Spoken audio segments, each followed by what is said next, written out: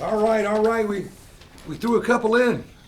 Threw a couple shots in tonight. I mean, it's good to see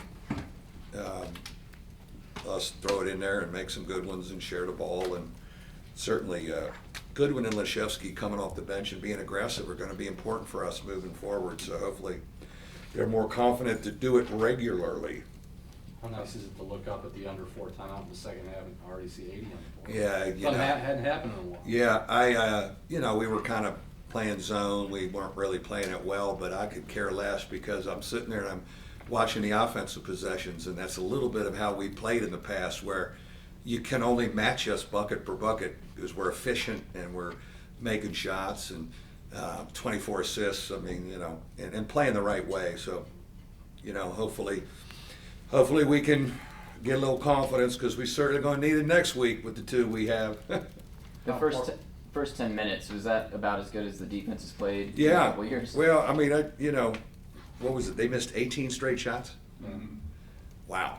I knew, we have been good defensively. We played more zone today, but then I'm looking and going, sometimes when we played zone, where it's maybe, you're not digging in and man-to-man as much, it helps you offensively.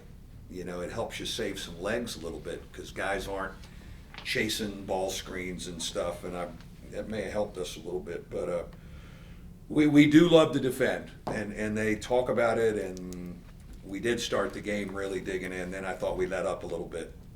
How important, Mike, for Leshevsky to follow up the big? Yeah, he is a big, I told him, I texted him the other day, I said, you've arrived now. It's official, okay? You bang that one down to get us to overtime and carry yourself a little differently. And certainly that's a confidence-giving thing. And I thought, Danes, the second half, both those guys are really gifted guys. Last year, it was hard to get them to be aggressive offensive. They were too nice, and they were not yet, and they weren't really physically or mentally ready to do. But I think they are now, and we want them to be aggressive. The great thing is our seniors know we need them, so they keep encouraging them to be aggressive offensively. 38 points off the bench. What are you going to do with all this? Bench scoring. Look at that. Bench scoring. It's. But again, those 2 guys they're great weapons, and when we get them in the game, as you can see, we'll run stuff for Dane. We screen for him to jumpstart him, and we try and get Nate isolated in a screen roll where he can get a look. I like how he's driving the ball.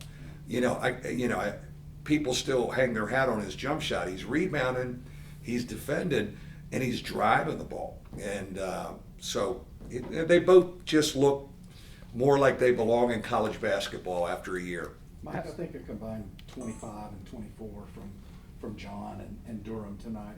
How valuable is not just that play, but the example it sets for the rest of the team? Those 2 guys are just so solid. They love playing together. They really do love playing together, and they look for each other. But I mean, to go double doubles with your starting front line guys is really, really powerful. And again, they have a neat thing. They room together. They're from Florida. They like talking that up.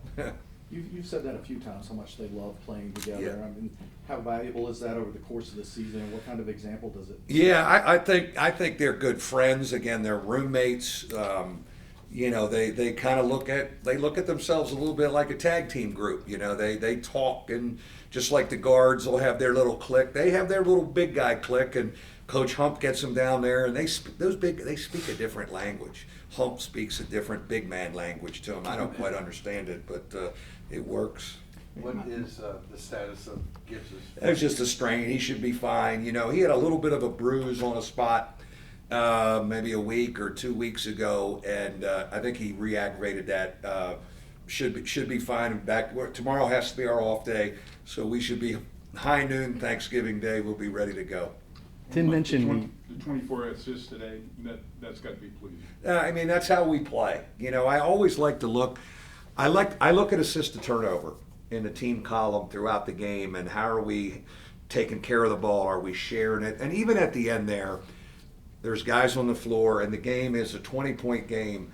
guys are still playing the right way. Like Nick Jogo's still finding the open guy. Chris Doherty with a great pass. You know, it's part of the fabric, and you know, it's something we really hang our hat on is sharing it and taking care of it. Tim mentioned it was important for Leschewski to have a good game, but how important was it for you guys as a group to just come out and play really well after going through, you know, what you know, you know, it's human nature. You know, after you escape with your life the other night, you maybe feel there's a little, hey, the karma's swinging to us a little bit.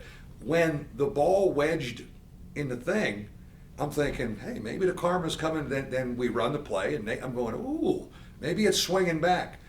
It hadn't been around in a while.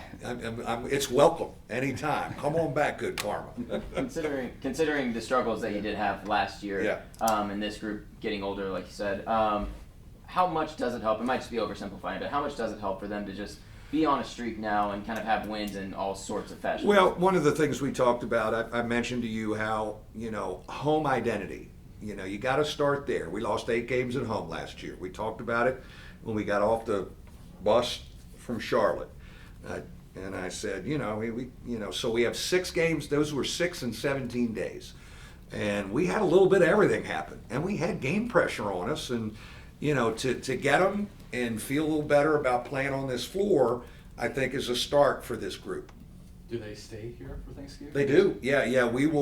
We'll be here. Obviously, the dorms are open during Thanksgiving. Christmas is when we have to put them in a hotel. So tomorrow's our off day. We'll go noon on Thanksgiving Day, and then we all go to Ruth Chris at 5 o'clock, and the assistants' wives love it because they don't have to cook, and they bring all the kids. We're one big happy family. They do a spread for us. We'll go Friday, Saturday. Sunday is our off day for next week, and then we got 2 days to tune it up. And obviously we can watch Maryland a lot because they're playing down in Orlando. They play 11 a.m. against Temple Thanksgiving morning. Do you decide to stay here because of what's coming next week, where you have Yeah. Maryland and an ACC Oh yeah, game in 1 week? yeah. We gave them.